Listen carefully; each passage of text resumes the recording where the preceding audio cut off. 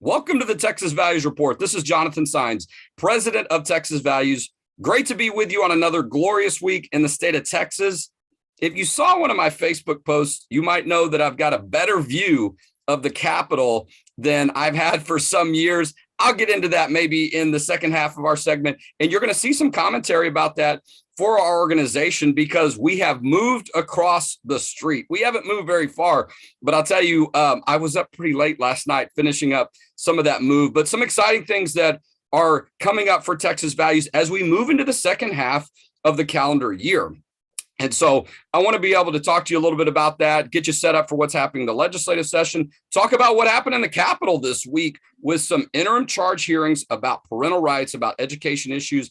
And then next week, we've got a huge set of hearings at the State Board of Education, which are just a couple of blocks north of the Texas Capitol, right around where a good part of our work and organization and our team do some of our best work. So stick around for this segment of the Texas Values Report. You'll hear, more detail about that in the second half. But the key thing we want to focus on today is the discussion about the life issue in the wonderful work that pregnancy resource centers are doing across the state of Texas. And one of the groups that does a great job of that is the John Paul II Life Center. And one of their stars, their leaders, is Abigail Borah, and she is the director of advancement for the JPII Life Center. She's going to be our guest today on the Texas Values Report. Now, just to tell you a little bit about that entity, it's an organization I've been friendly with for many years. It was started by my good friends, Tim and Pat Von Dolan, who Tim himself was a member of the legislature many years ago. And I've been honored to recently join as an advisory board member of the John Paul II Life Center. But Abigail's been very active in their work for many years. The gala, I spoke at their gala this past year. She did a wonderful job with some of her team, but this is the first time she's been on our show. Abigail, welcome to the Texas Values Report. Thank you so much, Jonathan. It's great to be on. Well, look, and we did a segment on our Facebook Live earlier this week celebrating 30 days since the Roe versus Wade decision. So I want to start there, and then we'll get in a little bit more detail about the great work that JPII Life Center is doing and continues to do, maybe even more so since June 24th. But as a pro-life supporter, a pro-life leader, and someone who works at a very well-known pro-life organization, love to start there and just, your thoughts. Now we're 30 days out, but even 4 weeks ago, what it was like when you heard that news that Roe versus Wade was being overturned. Well, I have to say that for a long time, I just didn't believe that it was actually going to happen. I know we had so many people saying, politically, this is going to come, this is going to happen. And we were certainly prepared, and we had a plan in place for how we were going to reach out to women, how we were going to prepare for this new influx.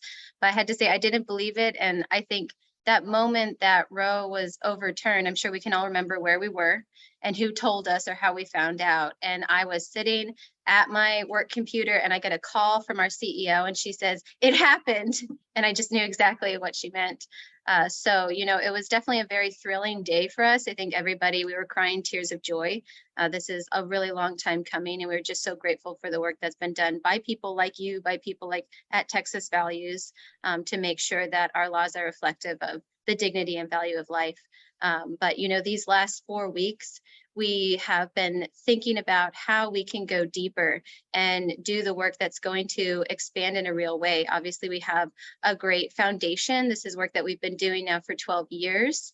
And we have been steadily seeing an increase in clients and a huge increase since last year with the Texas Heartbeat Bill. And that's really when we had our greatest jump. We haven't seen as big of an increase post-Roe because I think Texas was already ahead of the curve and had already protected the majority of unborn children. But right now what we're doing is we're trying to think about how we, as a unique pregnancy center that has both the pregnancy help and the medical side, as well as outreach and education, what it is that we can do to support families and to educate young people. No, you're absolutely right. And, it was such an honor last fall to be invited to speak for a few minutes at the John Paul II Life Center Gala. I go just about every year. And so it was, one of my kids' teachers was the audience. It's a different kind of audience for me where it's kind of like your friends or people that live on the street on your street versus when maybe you're in a group where some people, but But it was a wonderful time to celebrate. But we were celebrating the Texas heartbeat law. It had gone into effect, and so you're absolutely right. Texas has had 9 months before the Roe versus Wade decision, the Dobbs v. Jackson decision, if you will, that overturned Roe versus Wade. But you're a Texan. We were talking about this off air. You're a fellow University of Texas Longhorn graduate like That's myself. right. We'll hold off some football talk maybe for closer to the fall. But you've lived in Austin for a long time, and so you know what this environment has been like and how hostile it can also be. But it's interesting because Texas Values started about a year or so after John Paul II Life Center. So I've been able to see this organization grow, and I've been excited about that. And you've been a part of their work for many years. Tell us a little bit about sort of your work with them in the past few years, but now. And then I want to have you visit and tell us a little bit about some of the details of the work of the John Paul II Life Center. Sure. So, pro-life issues for me are very personal. I had an unexpected pregnancy while at the University of Texas as a student, and I went to the JPII Life Center for help. And so I think that I can be a sort of living testimony, and my son as well, who is now almost 7 years old, about to start first grade, and just the absolute joy of my life. I can really speak from a personal place and say, I know that pregnancy help centers are not anything that we're hearing right now in the media, which is that they're places where women are hurt and manipulated. There's, some sort of religious overreach. It's absolutely none of those things. This is a place where women are really, really helped. So I am very passionate about giving women and families these life-affirming choices, because I think what we can see, and I think we're seeing this a lot now as we have maybe a more intensified conversation after the Dobbs decision, is that there's such a focus from abortion rights people on women just need abortions, women just need abortions, this is what they have to have, that they're not thinking and going deeper about what is it that women actually desire, what is it that they actually want, and what is it that we can actually give them in order to support real choices. I think something that we say at the JPII Life Center is that we want women to have real choices. And the majority of women who come in are feeling pressure either from their life circumstances, from a partner, from parents, and they're not feeling free to make a decision. And they don't feel like they have the resources and support until they come to a place like the JPII Life Center. And so I think, moving forward, I really want to see everybody on every side of the issue realizing, wait, let's take a moment, let's step back and see, what do women actually deserve and want in order to make free choices. Now, look, the word choice is very important. We're talking with Abigail Borah. She is the Director of Advancement for the John Paul II Life Center. This is a nonprofit entity that's based here in Austin in the Central Texas area. They're one of the leaders, too. When you think about pregnancy centers, they also deliver babies. We'll let Abigail talk a little bit about that, too. But you hear the folks that support abortion talk a lot about the issue of choice. But it doesn't seem like they want women to think that there is a choice. So often they're left with the impression there's really no choice. There are really no options. The only thing and what you should do is have an abortion because you're going to lose so many other opportunities, and you really can't have some of those things together. And there's only one way. And we've known that's not true for many years, but now we're able to allow people to see it in a short term since the heartbeat law has been into effect. But in other experiences that the John Paul II Life Center has been involved in for many years. So talk to us a little bit about sort of what it looks like if someone comes to the John Paul II Life Center, whether they have questions or whether they're seeking advice or more information about the development of baby, the whole pregnancy time period and process, and give us that full spectrum of what services are offered through the John Paul II Life Center and the VTA Clinic. Absolutely. So we serve a woman from the time that she thinks that she might be pregnant. And so that first appointment that she has, she is able to receive a free pregnancy test and to receive a free ultrasound, which we have an amazing ultrasound machine that is a 3D, 4D machine. It's really the best of its kind. And it was given to us by the Knights of Columbus that we're so grateful for. We have a large screen where moms and dads are able to see that baby for the first time and hear their heartbeat. And so whether a mom is feeling very sure that she wants to have her baby and just needs material assistance or some kind of support, or whether she's really questioning, that's always a very pivotal moment. And especially for the women who were undecided, almost everyone, about 99% at that point, will say, that's my baby.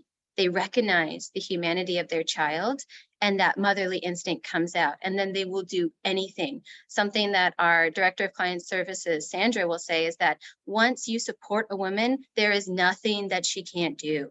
She can literally do anything at that point. When she recognizes that baby, she becomes empowered, and we can stand alongside her. So we start with that, and then we go into options counseling. So we say we want women to make informed choices. So something that's really important is to overcome misinformation, especially right now. What we're seeing a push for is chemical abortions through the mail, completely unsupervised by doctors. It's very important for women to know, that isn't a safe option for you. Okay. Well, and by the way, it's illegal in the state of Texas. So right.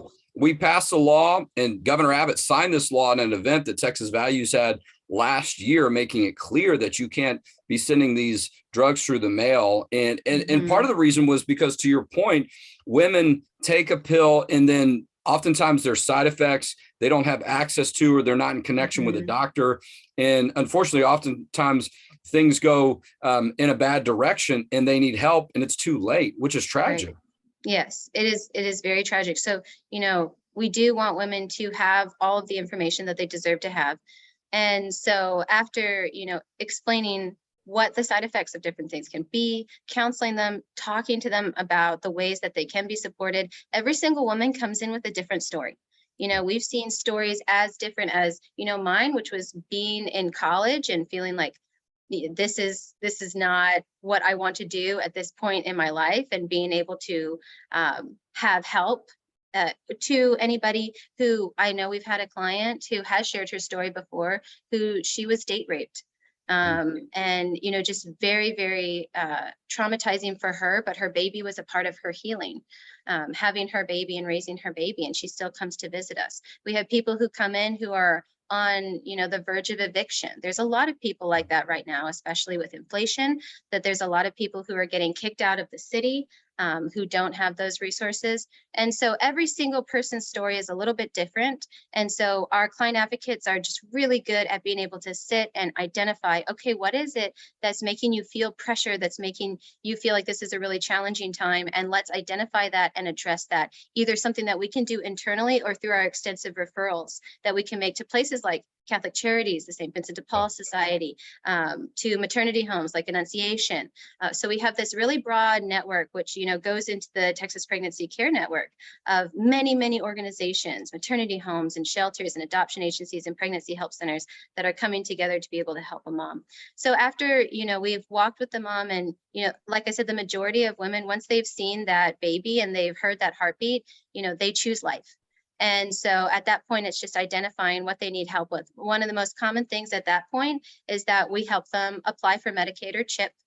And so, especially women who might not have a high level of education, or maybe they don't speak English, our client advocates are able to sit with them and help them to receive the Texas benefits that are going to help them be able to carry their child to term. And then from that point on, so going to the uniqueness of our model, we do share a roof with an OB-GYN clinic. And this OB-GYN clinic, what's really special and unique about the VTAI clinic is that our OB-GYNs are pro-life. And this is super important, that if a woman is vulnerable and she is feeling unsure about her choice, it's really important that she goes to a doctor who's going to affirm the dignity of her child, is going to affirm her strength, and is going to give the best medical care to the two patients that they're providing for when they're seeing a pregnant mom.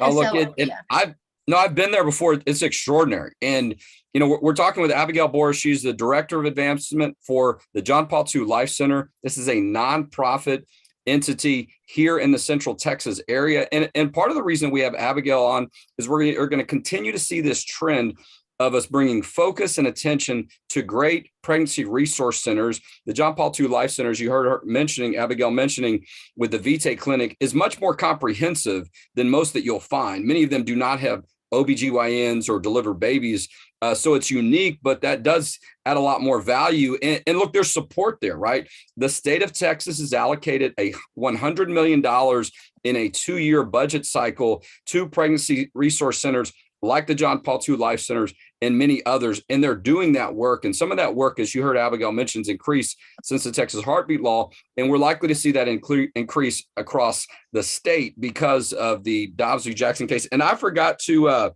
share on my Facebook page. So if people are watching on Facebook, they can see this and continue to hear more of the rest of this conversation, get it up into some groups and chats.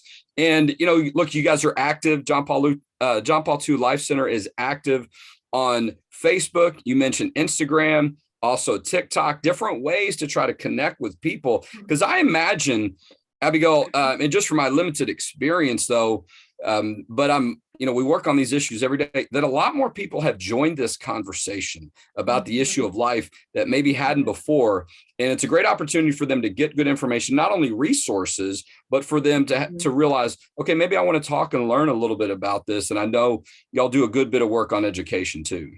We do. That's correct. And I can go into some of our education programs. We have some really exciting things that we're working on. I do want to finish so that we know that, so that people can know the whole journey of the mom. So from the time she finds out she's pregnant through receiving medical care. So just a few more highlights of what we do is we do provide extensive material assistance. And so the majority of our materials are donated to us by people from churches and communities. So that's a huge way that people can get involved.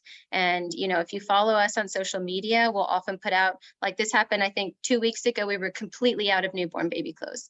And so we just put out a call and people responded because people are paying attention right now and they know that people are going to need help. So we do provide material assistance. We provide parenting classes and life skills classes. We've recently brought back our childbirth classes, which are super important for moms and dads to be a part of. And those childbirth classes are taught by our nurse practitioner that we have in our clinic. We also are starting to offer CPR classes and first aid for infants, which is, again, incredibly important. We want parents to feel equipped and competent as, they're going through their pregnancy and then going through birth all the way. We actually support moms and dads and their babies until the baby turns 3. So we're really able to journey with families for years. Something that we also recently added is that because of a generous benefactor who came forward and just really was moved by the Holy Spirit to say, I think now is the time that we need to have a fund for rental assistance. And, it was within a week that we had a mom who was going to have an abortion if she was evicted from her apartment, and we were able to help her. And so we've been able to now offer rental assistance. And this is, again, a really pivotal time because of inflation and because so many people are being priced out of housing. And we're also able to offer assistance with utilities, with groceries, and then, something that's really important, which is actual friendship. There's a crisis. Obviously, we know this in our culture of disconnection. That kind of goes back to what we were talking about with Instagram and TikTok, which is a great place to connect. It's a great place to educate. It's a great place for brand awareness and to connect with young people. But people need to sit down, and moms and dads need to sit down with a person who looks them in the eyes and says, you matter, and I'm here with you, and I can hold your hand, and I can be the shoulder that you cry on, and we're going to be here for years. And, we officially are with families until the baby turns 3, but after that, people come back. I'm one of those people. I have my relationship with my client advocate that was, with me when I was in college and I was pregnant, and now we're still dear friends. And it's the same, these are lifelong relationships. So, and then also, we have the VT clinic, which goes beyond just, pregnancy and prenatal and postnatal, but actually can reach out into the community with our NAPRO technology and the things that we do to educate about fertility awareness and the dignity of the human body and sexuality. I know it's extraordinary, quite comprehensive. We're talking with Abigail Borah. She is the Director of Advancement for the John Paul II Life Center, a nonprofit pregnancy help center, and much more here in the state of Texas and in Central Texas. Abigail, give us that main website if people have heard some things that they want to check out, and also if they're interested in supporting you financially. Absolutely. So our website is JPII lifecenter.org. So you can visit that website and you can visit the ways to give. You'll see ways to give tab at the top. And this just goes into some of the ways that you can either support us financially or that you can look into opportunities for volunteering. Right now, we're really excited to be putting together a JPII ambassador box. So, really one of the most important things that people can do right now is to let people in their circles of influence know that the JPII Life Center has free pregnancy help, has the clinic. And so that if there's anybody who might be in a difficult situation, we want people to know.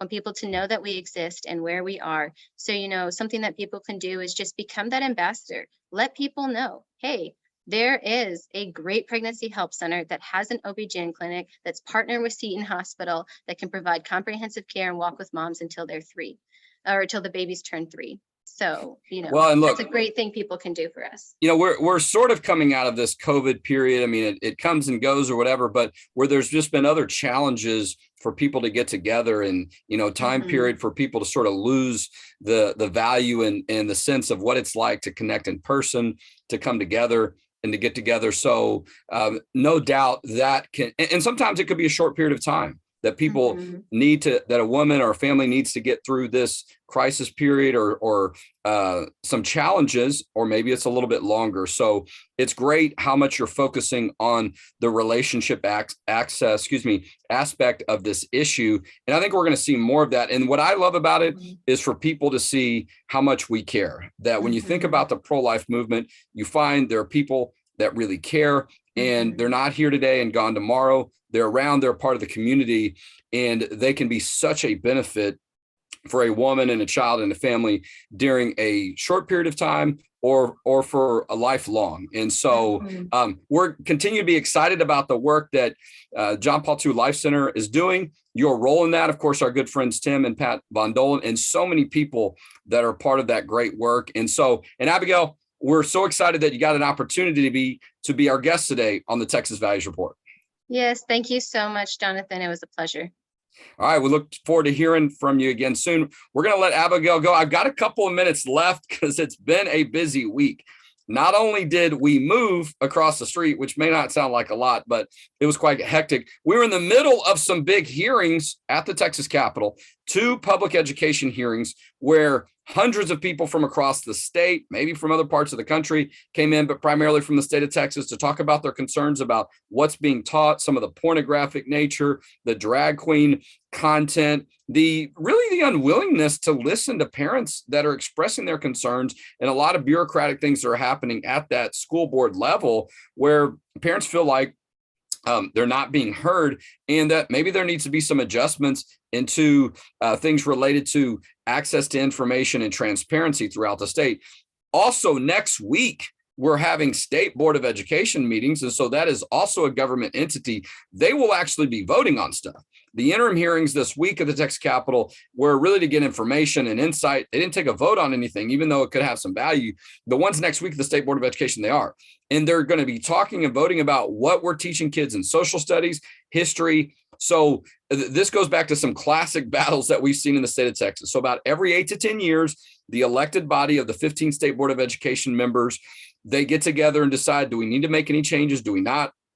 And so that's where we're at in this cycle. And every year you see the people on the left or the anti-Christian forces, whoever they are, try to reduce and minimize the connections in our history and our government and in our culture that relate to the impact and really the touches that the Judeo-Christian, the Christian values have had on our founding, but that's some current leaders. They try to minimize, I think a lot of times, people that get involved in this process, people that are conservative voices. So the elected State Board of Education has the final vote, but they can really be influenced by a volunteer group of people that get appointed that are on what are called work groups, okay? And they start there and say, the work groups have recommended this. So here's what they've recommended. They're no longer going to teach people about our national motto, okay? In God we trust. Even though it's our national motto, it's legal to teach about it. We're no longer going to teach kids about that when we talk about social studies and government and the founding of our country and some of the things that are important to that. We're no longer going to talk about Moses as being someone who has always had a connection to historic law and policy and has impacted our country as well. And not only just the 10 Commandments, but the fact of its existence and that history that connects with it. They want to eliminate those type of figures, these work groups who they tried it again. We pushed back and they failed because our organization and others showed up. But what do they want to replace some of these things with? Or what do they want to put in now that they want to take some things out? They want to talk more about critical race theory. They want to talk more about LGBT issues and a whole list of things. If you didn't get our email yesterday with an alert with a lot of different things in there, and there's a couple of things that possibly could be added that could be helpful that are new. Look, we've talked about Roe versus Wade for many years in our public school textbooks. Let's update that and say Roe versus Wade is no longer the law of the land, and why. Right. And talk about what happened with the Dobbs v. Jackson case and other issues as well. That starts next week. You can start signing up to testify. It is a public hearing. You can start signing up to testify, I believe, today. Go to our website, check out our email for those details. Our team will be there, particularly led by Mary Elizabeth Castle, our senior policy advisor. So she's had quite a week. Next week's going to be busy too. So is our organization. So check that out. Also, big announcement, our Faith, Family, and Freedom Forum, September 23rd and 24th in Austin. This is the biggest event we do every year. It's a 2-day event. It's an educational policy event. We're going to be putting a link for tickets up pretty soon here. We've been doing a lot of save the dates. So check that. And I'm almost about out of time, but I'll tell you, last week I was in Arizona, and somebody who I hope is going to be one of our speakers is Coach Joe Kennedy. This is the football coach who won his prayer case at the U.S. Supreme Court, a monumental victory, a historic victory that I want to talk to you a little bit more about. I don't have a lot of time left, but I got to meet him and spend some time with him. If he can come speak at our event, it's going to be absolutely extraordinary. So I'm counting on our friends at First Liberty Institute and our board member, Kelly Shackelford, to help me get that to come through. So check our website and check out the link we're going to put up for the Faith, Family, and Freedom Forum on September 23rd and 24th. It's going to be a wonderful event. This is the 5th year that we've done it. So you want to make sure you make plans as continues to get more interest every year. But hey, I'm just about out of time. Appreciate all the support that you continue to give our organization as we move into next month, August. That's going to be the month of our 10-year anniversary, but that's not the only time we're going to talk about it. Just some of the many reasons why you should consider supporting us in our nonprofit work at txvalues.org. And that's how we'll continue to protect faith, family, and freedom in the state of Texas. And we'll talk to you next week on the Texas Values Report.